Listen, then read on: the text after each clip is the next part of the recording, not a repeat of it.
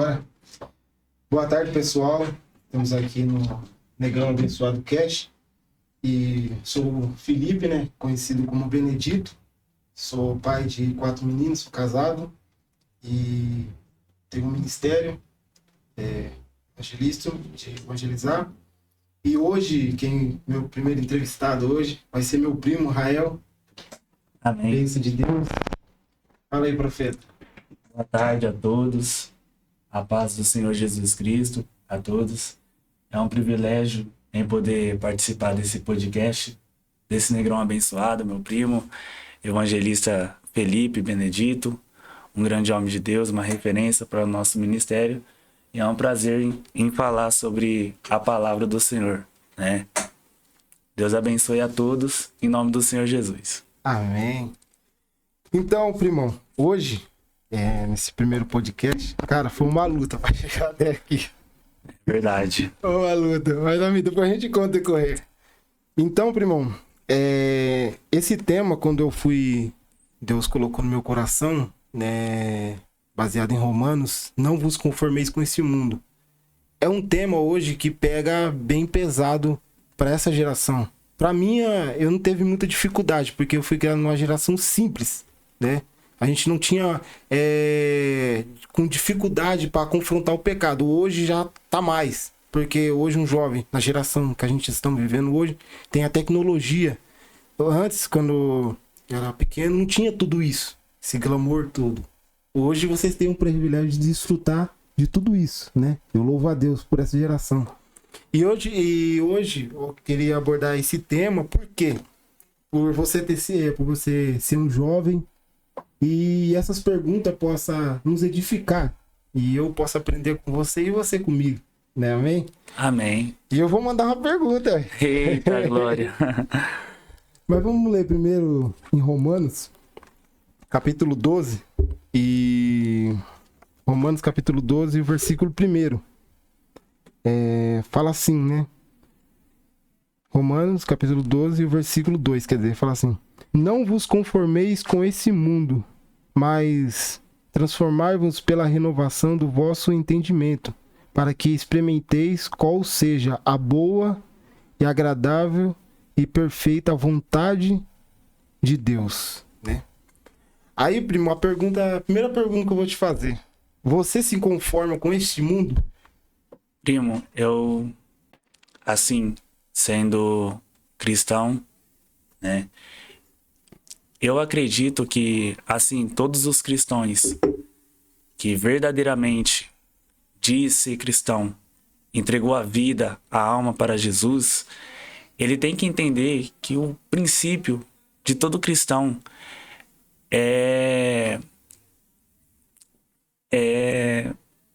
entender que a partir do momento que você entrega a sua vida, sua alma para Jesus, você já não está mais conformado com o padrão, com o princípio desse mundo, né? Você está decidido a querer viver o verdadeiro evangelho. E o verdadeiro evangelho, para muitas pessoas hoje, né, acha que o evangelho deve ser um evangelho de prosperidade, um evangelho que só Deus faz a parte dele e nós não fazemos a nossa.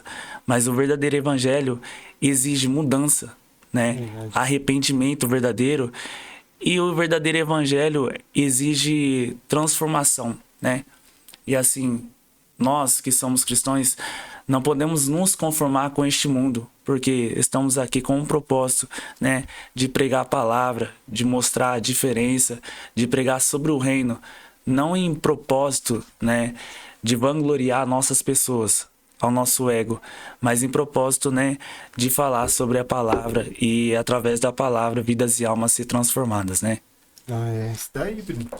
E diante desse texto aqui, não vos conformeis, essa pergunta não tá aqui, mas você vê que o apóstolo Paulo aqui, ele tá falando pros romanos, né? Para a igreja de Roma, né? Porque Roma, você conhece bem, né? Que nós dois somos pregadores. E lá em Roma tinha muitos shows, né? Muito esporte, né? Então, tipo assim, Paulo dá para ver que você conhece, que ele parece que ele tá fazendo essa pergunta assim, conforme a cultura daquela época, né? Falou, você está conformado com isso que você está vendo? É mais ou menos isso, né? E você se conforma com isso que você tá vendo nesta geração? No sentido no meio religioso, como no meio não religioso. Você se conforma com certas coisas que acontecem dentro e fora? Você fala assim, Coisas que acontecem, por exemplo, assim, escândalo, se a gente se conformar com isso, por exemplo, tanto pro lado de dentro como pro lado de fora. não me conformo. Porque assim, um cristão ele deve ser totalmente diferenciado. Um cristão ele deve entender que a vida dele tem que ser embasado na palavra, né? Eu desconheço alguém que se diz que é cristão e aceita coisas assim acontecer dentro, né, das nossas igrejas, dentro do evangelho genuíno de Jesus. Até porque Jesus avisou, né, que ai daqueles que escandalizam, né? É verdade. Ai daqueles que brincam com a palavra de Deus. Porque hoje, primão, eu vejo hoje em dia, muitas pessoas entregam a vida, entregam a alma para Jesus, só que acha que é da maneira que ela quer viver, ele quer viver. Sendo que depois que nós entregamos nossa vida para Jesus, nós temos que fazer o que Paulo, né, escreveu na carta aos Gálatas, capítulo 2, verso 20, dizendo: já não vivo mais eu, mas Cristo vive em mim. Então, você, a partir do momento que você quer viver o verdadeiro evangelho, você tem que abrir mão do mundo, tem que abrir mão das suas vontades, dos seus desejos e adentrar diante do centro e do querer de Deus, né? Não é verdade? É verdade. É isso daí. A dar uma meio contrariada agora. Você se conforma com o enquadro? Meu Deus do céu. Jesus amado. Meu Deus do céu, gente. Ele tomou um enquadro de vir pra cá, o podcast, meu Deus do céu. Mas a gente fica em paz, porque a gente não deve nada, né? Verdade. A única coisa que a gente deve é só a Cristo, né? É. A gente deve muito a Ele, né? Verdade. Agora, o mundo aí fora, a gente não deve nada.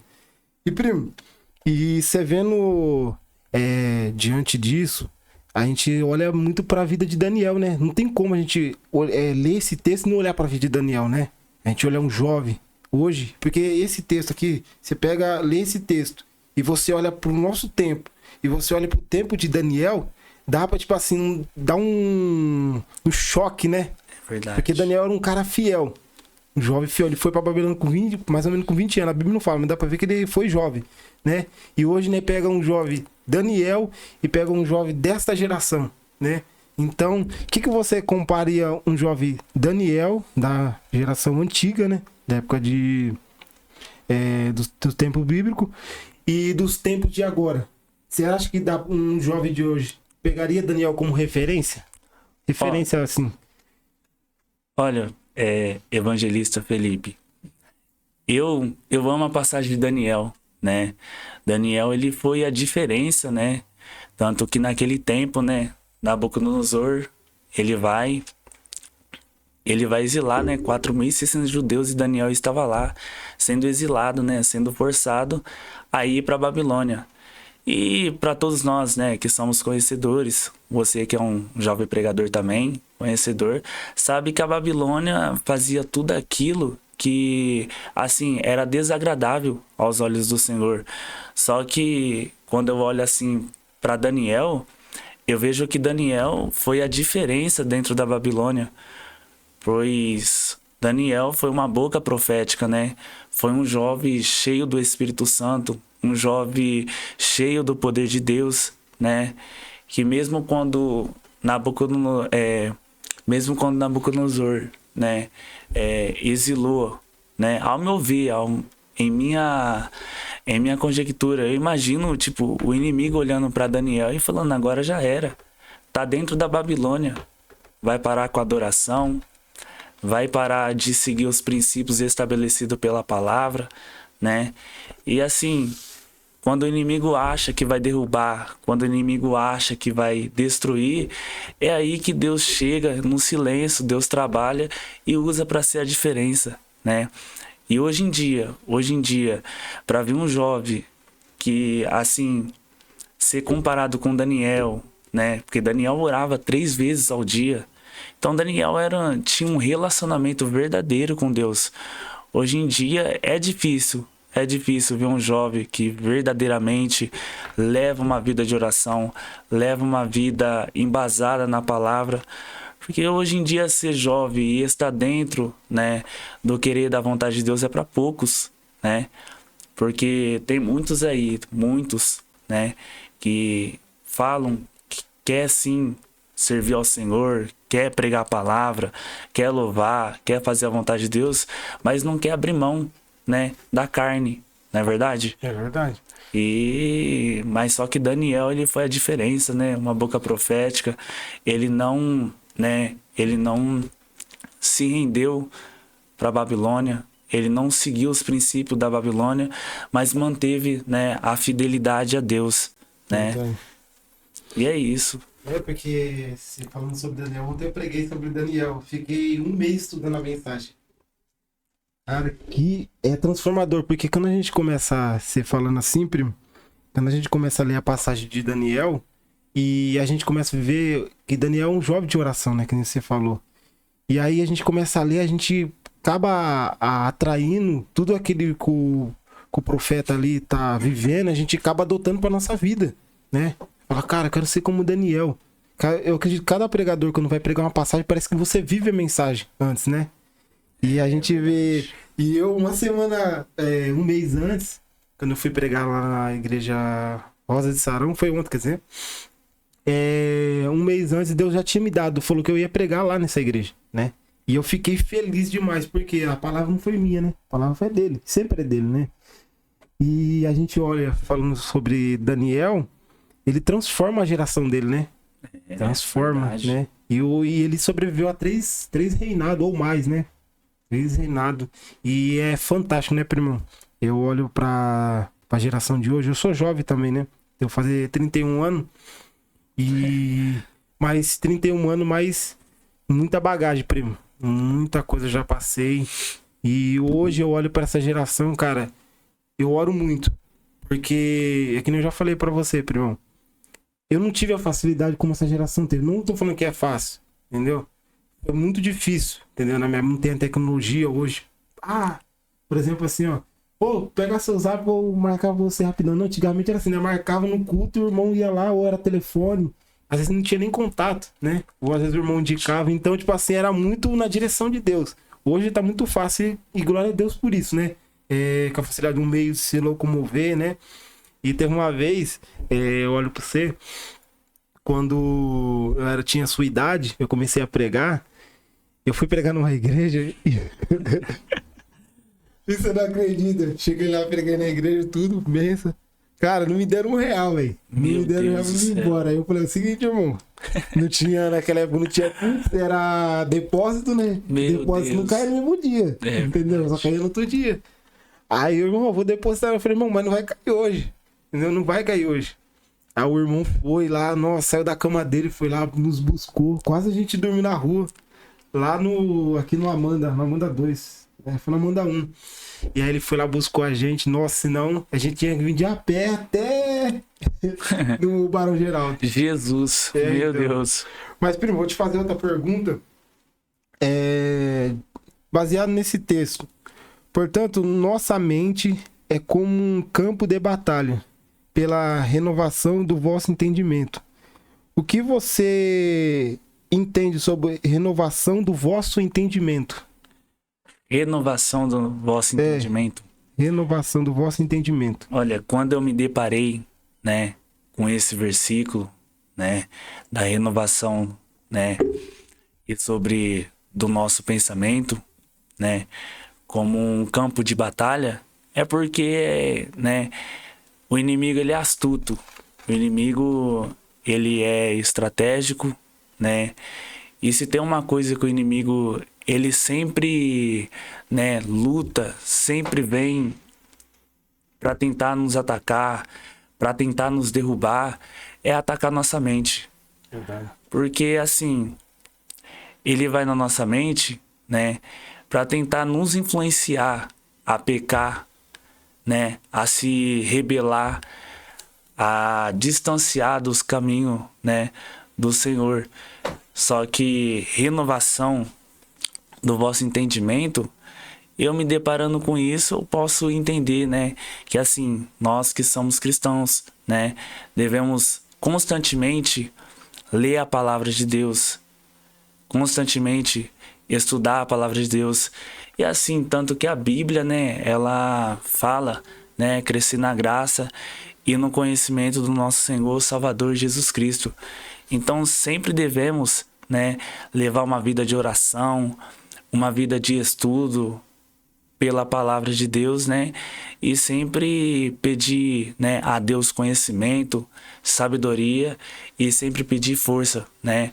Porque tem dias, né, que o inimigo se levanta de todas as formas e quando ele não consegue levantar os de fora, levanta os de dentro, Verdade. né, para tentar nos derrubar, né? É por isso que devemos sempre orar, buscar o Senhor e pedir para que Deus renova as nossas forças. Esse, né, é o meu pensamento quando me deparei com esse versículo. A primeira vez que eu não sei se foi agora, a primeira vez que quando você se deparou com esse versículo, você leu renovação do vosso entendimento. A primeira vez que você leu, atrás, 4 anos. Quando uma vez que eu não fui pregar na igreja, você não estava ainda, né? Eu, Não, você não estava ainda, né? eu acho que Estava caminhando ainda, né? tava caminhando ainda. Então. E aí, Prelon, quando você se deparou com esse texto, você já leu algumas vezes? Com quantas vezes você já leu esse texto, assim? Romanos 12:2. Olha, esse versículo aí, eu li ele, né, demais, né? Eu lembro quando você me falou, não, primão, né, vamos fazer um podcast, né? Eu fiquei muito alegre, muito feliz e comecei a estudar esse texto, né? Comecei a estudar sobre esse tema, né? E, e eu li né, algumas vezes também, né? E foi isso, sabe, Evangelista Felipe? E, Prelon, diante disso, a gente falou assim que a nossa mente é um campo de batalha. A mente do pregador, quando ele está pregando, é um campo de batalha? Ah, é, sim. É um campo de batalha, né? Porque assim, ele tá ali em cima do púlpito, do altar, né? Para transmitir não aquilo que seja dele, mas que seja direcionado ao Espírito Santo de Deus, né? E assim, o inimigo, ele vem com dardos, né? Para atingir nosso pensamento, né? E fica aquele campo de batalha, aquela batalha espiritual, né? E tem muita gente que acha que isso aí não é verdade sobre a respeito da batalha espiritual que o pregador sempre enfrenta. Tem muita gente que acha que é só subir no altar, abrir a Bíblia e entregou a mensagem. É assim, acha que não precisa orar, acha que não precisa buscar o Senhor para ver se é isso mesmo, né, que Deus quer que você transmite ao coração da igreja, tanto que não vai ser nem você que vai pregar, vai ser o Espírito Santo. É verdade. O erro de muitas pessoas é querer pregar não sobre o que seja direcionado pelo Espírito Santo, mas querer pregar aquilo que seja agradável aos ouvidos dos homens, sendo que nós devemos fazer a vontade e o querer de Deus. Então o inimigo ele vai se levantar, vai lançar dardos em nossos pensamentos, né? E vai ficar naquela batalha espiritual. É por isso, né? Lembra quando Paulo escreveu 1 Tessalonicenses, capítulo 5, verso por de número 17, e ele diz, orai sem cessar. Sim. Então, assim, um pregador ele deve estar constantemente em oração, em espírito, né? Sempre pedindo para que Deus venha, né, derrubar todos os empecilhos, todos os obstáculos, né? E que o inimigo venha a ser jogado por terra, em nome do Senhor Jesus. É isso aí, pô. Cara, e falando do campo de batalha, primão, cara, fez me lembrar também que quando eu comecei a ministrar, eu tinha 10 anos, aí depois eu não preguei mais, aí eu comecei a pregar com 15 anos, voltei a pregar, né? Meu pai não deixava mais, ele falou, nossa, você vai pregar agora não, você vai pregar com 15 anos. Beleza, fui. E aí, cara, falando dessa batalha na mente, sabe? Porque o pregador, ele não é da noite pro dia, né? É da noite pro dia. Cara, eu creio que vai ter vários podcasts que a gente vai fazer junto, né? Você, Arrael, que tem essa mentalidade agora. Mais pra frente você vai ter outra, né? Mas esse entendimento e o campo de batalha é o que mais o pregador sofre nessa geração, né? Porque se ele não orar, ele não consegue vencer o campo de batalha na mente, né? Não consegue. Você achou o crente não orar, não orar, não ler a palavra, você acha que ele consegue vencer a batalha espiritual e o entendimento, fala aqui o campo de batalha e o entendimento. Você acha que o entendimento e o campo de batalha, os dois andam alinhados, porque se você não tiver entendimento, você não vence o campo de batalha, você não vence o campo de batalha.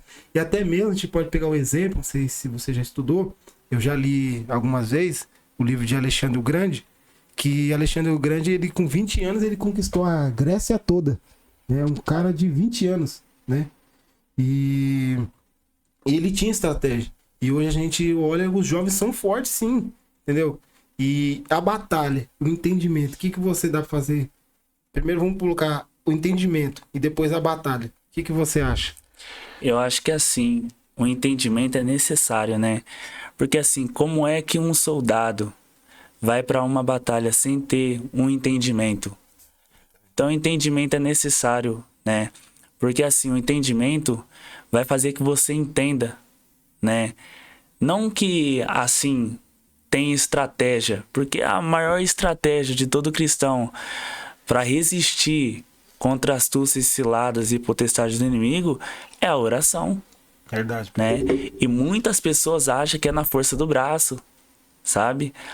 Sendo que a nossa vida tem que ser uma vida de oração, entendeu? Para ter entendimento, tem que orar. Verdade. Porque quem dá o entendimento não é o homem. Quem dá o entendimento é Deus, né? Se você não ora, se você não estuda a Bíblia e ainda tem esse pensamento em querer resistir, em querer permanecer de pé, em meio a tudo isso e não tem nenhum entendimento, não faz nada, não tem como. É verdade. Não é verdade? Verdade. Isso é fato, porque você, em todas as suas falas, eu percebi que você fala muito sobre oração, né? Você reparou, eu reparei bastante. Falou oração, oração, oração. Porque se o pregador, hoje, primo, não tiver a oração como base, que sempre na nossa conversa a gente conversou, não adianta, né? Não adianta, a gente sabe. A gente fala pra essa geração, tem que ter oração. Tem que ter oração. Às vezes, quantas vezes eu já fui dormir, a minha esposa sabe, quantas vezes eu fui dormir cansado. Cansado. Ontem mesmo eu dormi e foi, tipo assim, fui orar e acabei dando uma cochilada. Sabe? Mas é importante, tipo assim, de você tá buscando, né? E eu fico feliz, primo, por você tá cada dia aí, um jovem pregador sendo levantado por Deus para essa geração, né? E hoje eu creio que você vai ser referência para as próximas gerações, né? E eu vou fazer outra pergunta para você, primo. Aqui, que é a... Portanto, nossa mente é como um... Opa. Primeiro, aqui a quarta pergunta. Qual é a senha para experimentar qual seja a boa, agradável e perfeita vontade de Deus? Qual que é a senha, irmão? Eita glória, eita aleluia. Aí tá falando nosso idioma. A senha, assim, verdadeiramente, a melhor senha, eu não me canso de dizer, é a oração, viu? É a oração, assim, a carne vem, sim, os desejos vêm, as paixões vêm, sim, os pensamentos, né, negativos vêm, sim, mas, assim, para experimentar qual é a boa, agradável e perfeita vontade do Senhor, é necessário, né, abrir mão, é necessário entender que quando você quer viver verdadeiramente a vontade e o querer do Senhor, tem que sair da zona do conforto. Não é verdade? Verdade. Como é que alguém quer ser usado por Deus, quer transmitir, né, aquilo que Deus falou ao coração, ou aquilo que Deus quer falar, como é que alguém quer ser boca profética estando no centro do conforto, estando no centro da vontade deles, da vontade dela? Então é necessário abrir mão disso, abrir mão. É fácil? Fácil não é. Só que o que vale mais a pena é você estar no centro do querer ou estar no centro do conforto? É melhor você estar no centro da vontade, do querer de Deus, do que você estar vivenciando algo assim que seja do seu querer, da sua vontade, da sua carne, que seja passageiro, momentâneo. Porque tudo isso é passageiro. Tudo isso é momentâneo. Por isso que é necessário nós vivemos em Cristo Jesus verdadeiramente, não só por aparência, né? Eu gosto disso, primão, porque todas as vezes, né, que Deus me leva para pregar sobre a passagem de Daniel, sobre a passagem de Ezequiel, né, eu aprendi algo, né, que eu nunca me esqueço, é algo que assim inesquecível. A aparência mostra ser aquilo que você não é, mas o seu caráter revela quem você é. É verdade. Então é necessário nós viver, né, no centro do querer e da vontade do Senhor, né, através da oração e através da ação, né, que não adianta orar e não ter ação. Não é verdade, primo? É verdade. E falando sobre a boa, eu quero desmiuçar isso aqui com você. A boa. Paulo, ele fala que ele combateu o bom combate. Ele fala que o combate não é ruim. Ele fala que o combate é bom, né? Hoje um soldado no campo de batalha, que ele daqui mais pra frente, você vai se alistar pro quartel, né? Meu Deus. Jesus. E aí Paulo, ele fala numa experiência de guerra. Ele fala assim, ó, o meu combate não é um combate físico, é combate espiritual. Paulo fala assim, eu combati o bom combate, né? Ali Paulo já estava perto da sua morte. E que quando você acha que é fantástico, você pega isso como experiência de Paulo, que ele fala que combati o bom combate. O que você entende quando Paulo fala assim, eu combati o bom combate? Aí você pega esse texto que ele fala assim, qual experimenteis, qual seja a boa. O que você entende? Pegando o texto de Paulo, ele falando lá, acho que eu Timóteo esqueci aqui, eu não marquei, que quando ele fala do bom combate, e aqui ele fala experimentei, qual seja a boa. Eu sei que é textos diferentes, né? Mas o que você entende pegando esse texto e o outro? Assim, primão, quando ele fala eu combati um bom combate, é assim, ao meu ver, né? Ao que eu entendo acerca dessa palavra, né, de Paulo, combati um bom combate, né, que o combate, ele suportou, né, ele resistiu todas as lutas, todas as provas, todas as dificuldades, todas as perversidades que vieram, né, na vida de Paulo para tentar derrubar, para tentar, né, destruir com a vida dele, para tentar romper os projetos de Deus, para tentar romper, né, a fidelidade que ele tinha com Deus, né, o caráter que ele tinha diante da presença do Senhor. Então, assim, eu acho assim, que a maior alegria, a maior felicidade de todo cristão que serve ao Senhor é ele combater o bom combate, é que quando a prova vir, ele permanecer de pé. Quando a luta vir, ele permanecer de pé. Quando as dificuldades vir, ele permanecer de pé. E para permanecer de pé, né, é a oração. Não é verdade, primo? É verdade. Então, ele combateu um bom combate porque ele estava preparado, né? Não deixou que as ilusões que o mundo assim oferece e nem aquilo que o inimigo oferece desviasse o foco dele, que é o céu. Verdade. O nosso foco é o céu, né? E diante disso, a gente dá pra perceber que Paulo, ele conta as viagens dele, os combates que ele teve, né? Contra aquela mulher que estava em Efésio. Sempre quando Paulo passava, ela falava assim, ó, esse daí é um homem de Deus. E Paulo, tipo assim, cara, tá errado esse negócio. O que você acha? Eu sei que é um meio complexo para entender, mas ele é um combate que Paulo tava combatendo contra o inimigo, entendeu? Que tava elogiando ele. E às vezes o combate é bom, né? Não tá falando que o combate é ruim, mas ele tava combatendo não contra aquela mulher, mas o espírito maligno que estava dentro dela. O que que você acha, primo, disso? Olha, primo, ao me deparar com isso, Paulo não estava olhando com olhar carnal, estava olhando com olhar espiritual.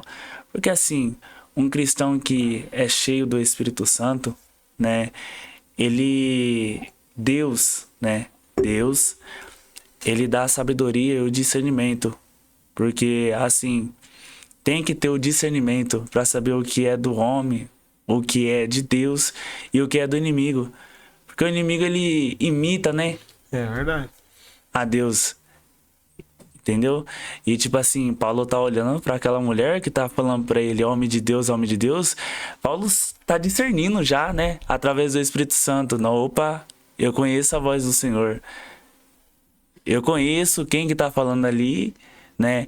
Porque não é a mulher que tava falando. Então, Paulo, ele já tava tendo discernimento através do Espírito Santo. E quem né? tava elogiando ele, você vê isso daí, não era nem Deus, era o diabo. Era o diabo, era o diabo.